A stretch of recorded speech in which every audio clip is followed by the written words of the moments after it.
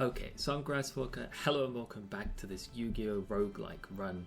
We are 2 lives down, 1 life remaining. I did a bit of deck building, tweaking, and we'll look into our next opponent. It's Mako Tsunami. As long as he doesn't thwom out the Fortress Whale, we should be okay. But we'll find out.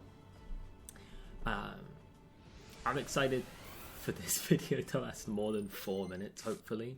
But if we immediately lose, then that'll be the end of it. We'll have to do a different run. Maybe with different rules. We may as well hit him with the Final Flame. Start the burn going. We got the little Swordsman. We'll do our second best card to open. And if he plays something slightly better, then we'll follow up with the Lizard. Ooh, Umi.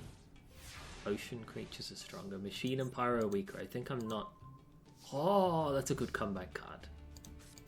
We'll show him both of our best cards. And we'll try and get this duel done quick. And move up to the next level of opponents. I think it's been at least 10 days since the other one went up, which is quite a big gap for a series like this. But if you're just watching it through like the playlist, you wouldn't even know. But if you are for some reason following along, like yeah, the Yu-Gi-Oh runs, they're my jam, then let me know that, because then I'll crunch them closer together. It's hard to know like what to record, especially coming back after such a long break. I feel like I'm a little bit out of the oh, Magical Hat Guy's huge hits. It can clear out his board, probably finish him and everything. It's hard to know like what to film, when to put it up, how to put it up. Take out a card from his hand's pretty nice. And finish him off. Yeah, it was easy. As long as he doesn't throw out the Fortress Whale, this one's pretty fine. But if he dumps the Fortress Whale, it's like, what do you do? We lost all of our lives fighting the Muka Muka guy, right? Oh, Karama is not the good crow card. Is it Whiptail Crow? Something like that. It's got like 1600 attack. Tristan Taylor. Bunch of junk with some Relinquished. And a guy that's 1400 defense. We should be able to crush our way through that. I feel optimistic we can beat that.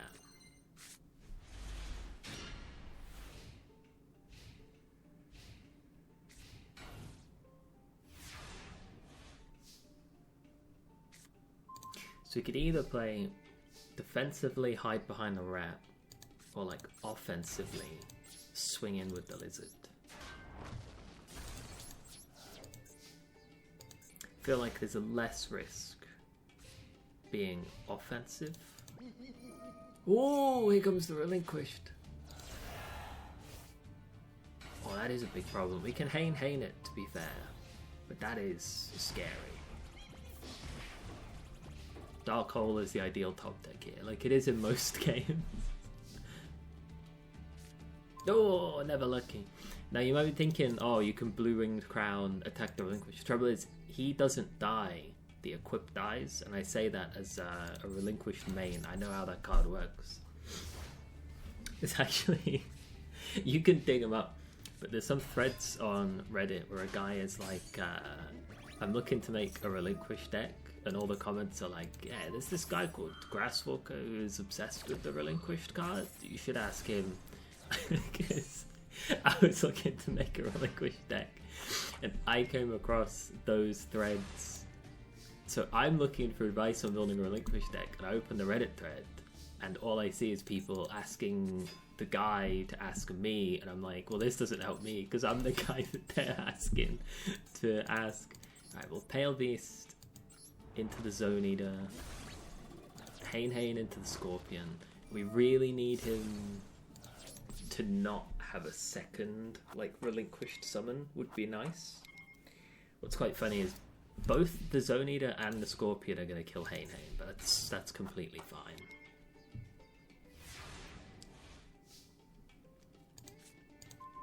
There's no need for him to be in attack mode anymore, it's just risking damage. We could keep him though. I'm gonna stick to the playing like your second best card strategy here. Go in with Terror. Oh, there goes the battle phase. I'll put in defense then if it can't do anything.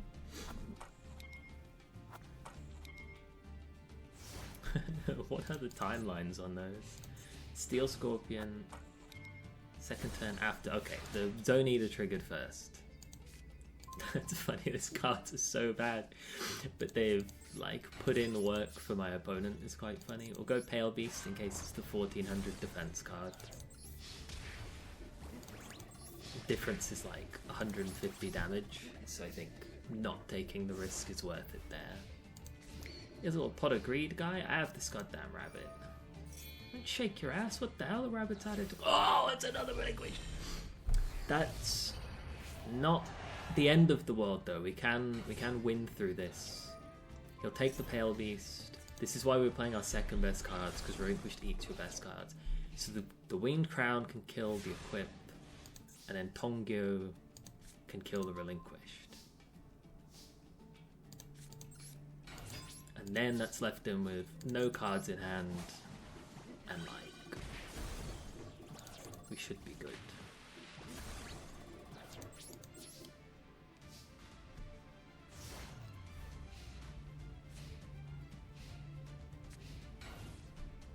I don't see anything he's saving him here, so I think we just go all out for the win. Hit it with the Phantom. In case it's the 1400, we go with the Crown. It was just junk, 0-0. We win again. Alright, we're back in it now. The run has hope. It was an abysmal start to this run. Not this video, but the previous video when we lost 2 lives in the first like 3 fights. The 13th grade is not a bad post-game card. Who's next? Yugi Muto. He has 2 Dark Holes. He has a Magician of Faith to bring back, so he has 5 Dark Holes. A Dark Magician girl. Dark Magician himself. But other than that, all of his cards look like actual junk. So this should be another like run through. We should absolutely dumpster this guy.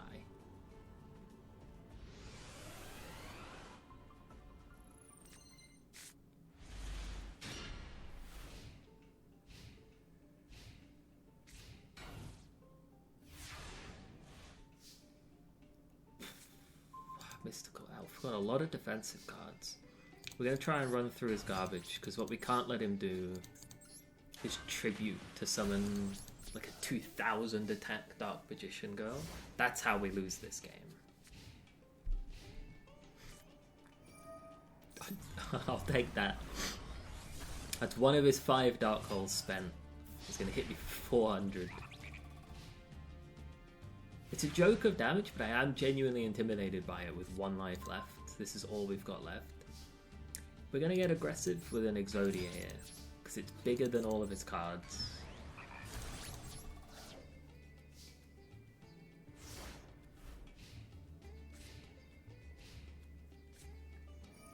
Having said that, maybe that's one of the variant rules, is don't look ahead at your next opponent's deck, because then you have to figure it out as you go through. That'll make it a lot more dangerous, that's for sure. And whilst I've played... Oh, there is the Dark Hole pack. No! Don't do it. They're gonna do it. But not being able to look ahead... Well, I have played this a lot. I don't have like memorized any of the decks or the opponents. But there are a bunch of other game modes you can play as well. Some of them I've never opened. It's just that this Duel Masters Legend of Dark Reshef, whatever it's called, this just has like a really good interaction with like the trash tier early game cards. We're getting aggressive with an Aquamador. 1200 attack is a good stat line. We're wasting his defense, but we cannot let him tribute for a Dark Magician girl. That's how we lose this game. He can Dark Hole us for decent value as many times as he wants. Ooh, cheeky Monster Reborn. Is there anything worth bringing back? Not really. Can hit a defensive rat. Just keep clearing through his stuff. He draws a card a turn, I kill a card a turn, eventually we'll get through him. Every round that's like this is -1 for him, +1 for me. The little Chimera has decent attack because it buffs it. Oh no. It shrinks the Aquamator. Alright, Chimera, get him. I think we can kill him next turn though. Because we have the shield and sword to swap attack and defense. And we have 2000 defense, 2000 defense. I'm curious if the Chimera will look at the new or the old defense. We're going to take no risks here. I'm just going to Rejeki, wipe the board. It was just a bug anyway. Throw down the Mystical Elf. Throw down the Sword and Shield. And then he's for sure dead.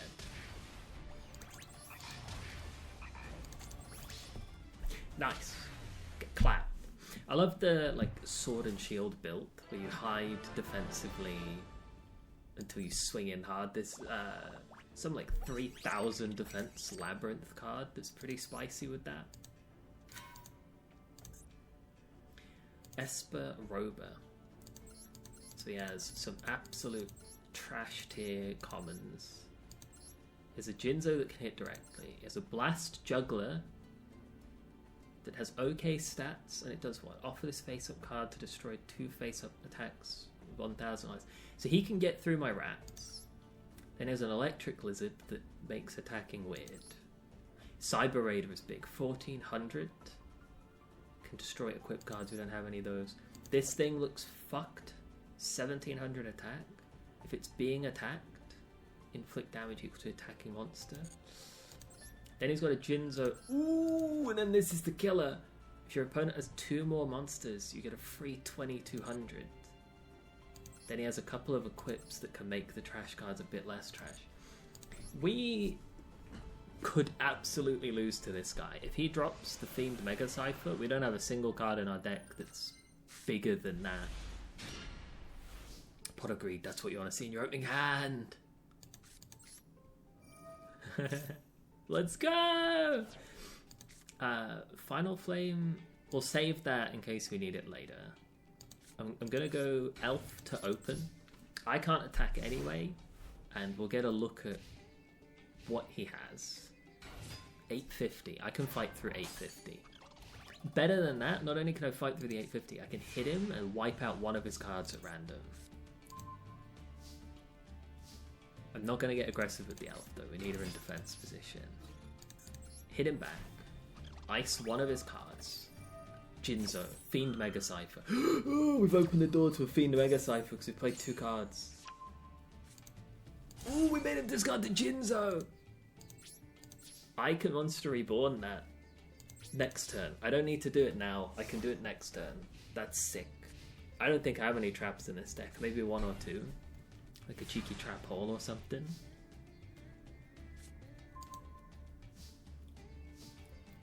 I think we go big. We Monster Reborn this Jinzo. Oh, I don't think I've ever cast that card before. I never opened a Monster Reborn before. Then we'll go Typhoon. Jinzo to clear, because then no matter what it is, it dies. Hatman can't attack for some reason. Because it's something to do with the Electric Lizard. Something that attacks it that's not a zombie cannot attack. Alright, that's not what I wanted. I should have known that. That was public information. I wanted to hit him with the Hatman, take some of his hand out. But it turns out that it ended up fine anyway. We don't have any fire types or water types, so the Chimera is actually the highest attack card we have. Jinzo just to clear, just so that whatever it is, it dies. Chimera, Typhoon. I call him Typhoon, but he's Typhone. I didn't know that. Right, Hatman wipes a card from his hand. Machine Factory, that's a good thing to have wiped out, I think. It's those cheeky little buff spells that can push a card over the edge. Ooh, Cyber Raider, his 3rd best card in the deck. I have his best card in the deck. Nah, I think the Fiend Mega Scythe is better than Jinzo. Ooh, synergy between two Chimeras? Wow! Hit him with the Final Flame as well.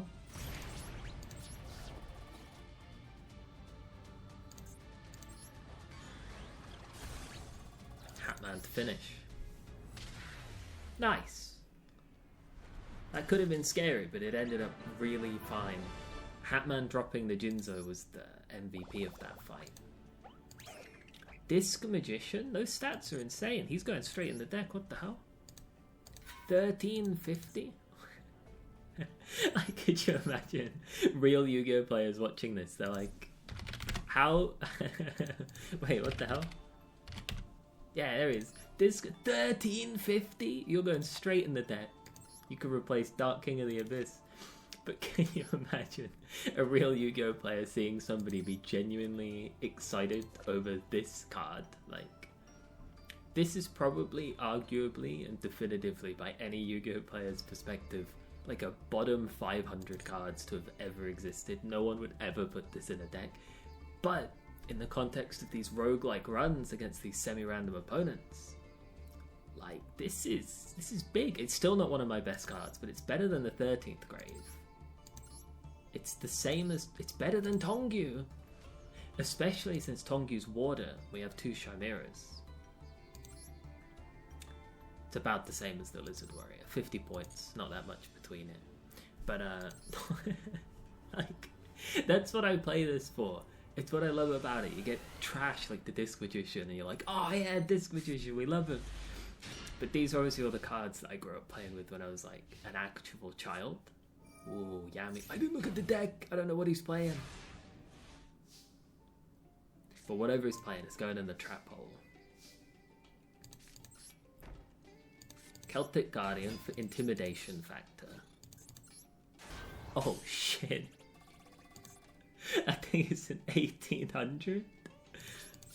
Oh, we're in trouble. The elf can hold it off as 2000 defense, but we're about to lose a guy. No point trap holing the Disc Magician. We were just running its praises of how good it is, but the Disc Magician doesn't get through the elf any more than the Malice Doll does. Alright, a second trap hole has reached us. Set this. Set the second trap hole. Probably shouldn't have set the second trap hole, because I don't see this guy playing like double summon or anything. That's also not worth a trap hole. Oh, 2200 because the Yami buffs my elf. Huge.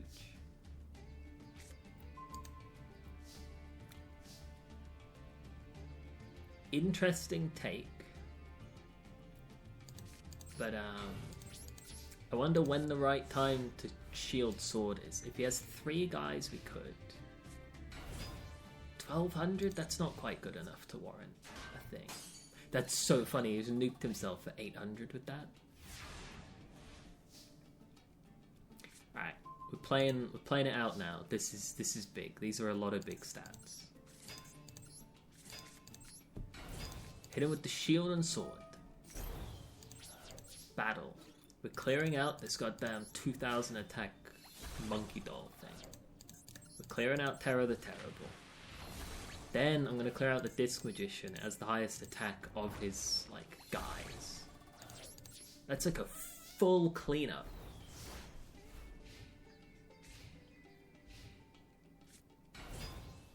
Second doll falls in the hole. Perfect. That's what we need. He's staying in attack mode.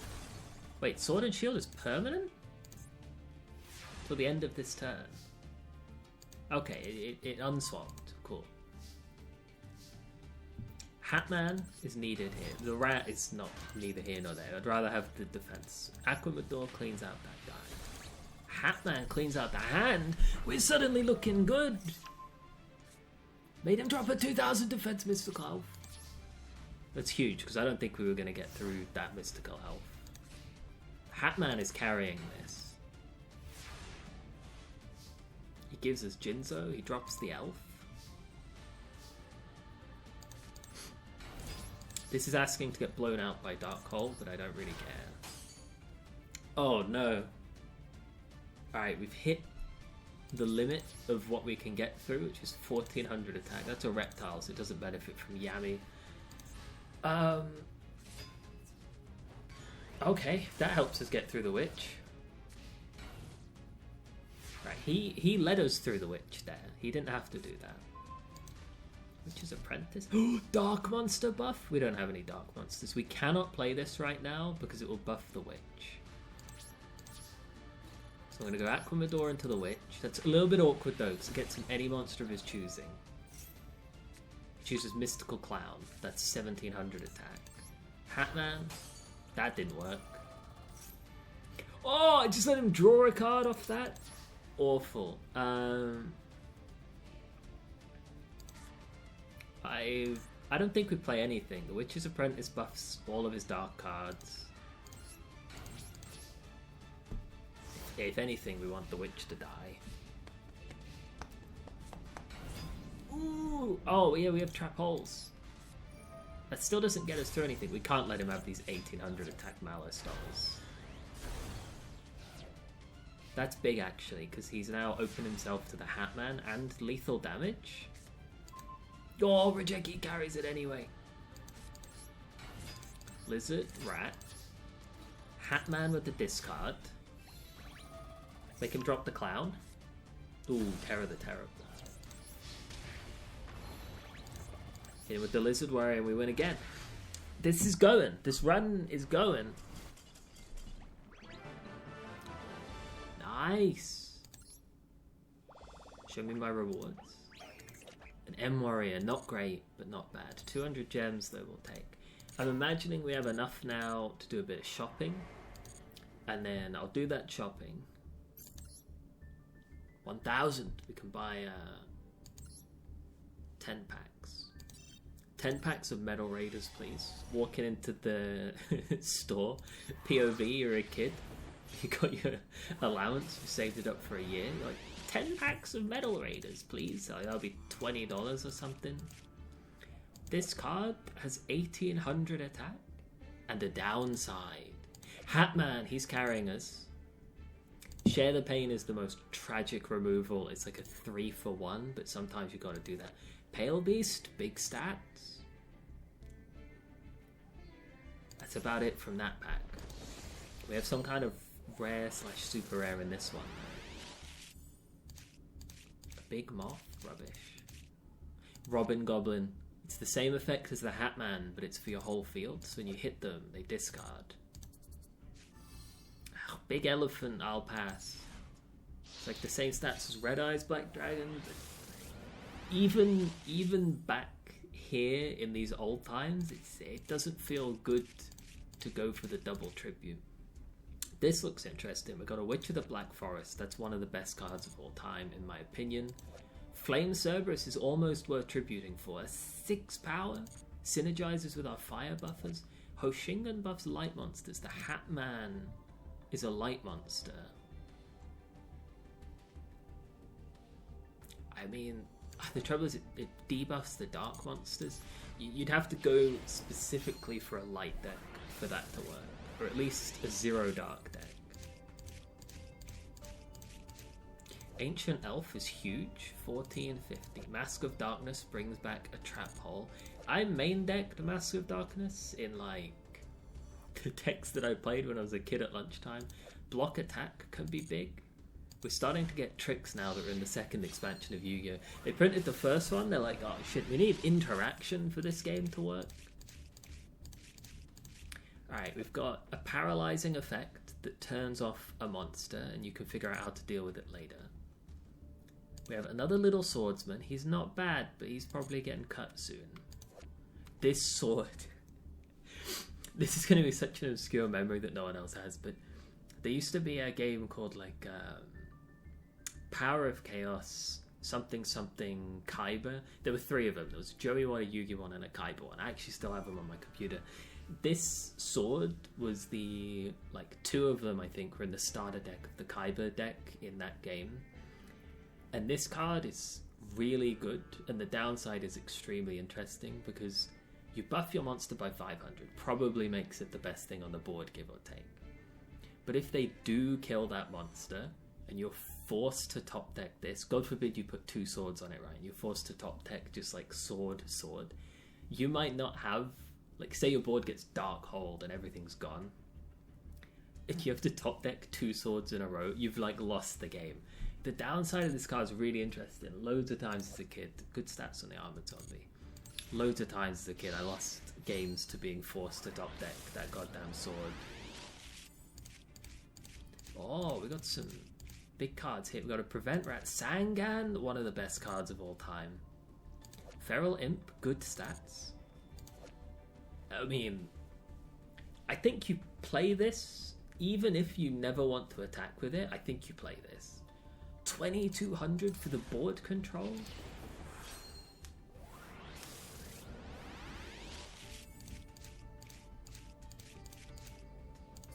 Got another Hoshiningen.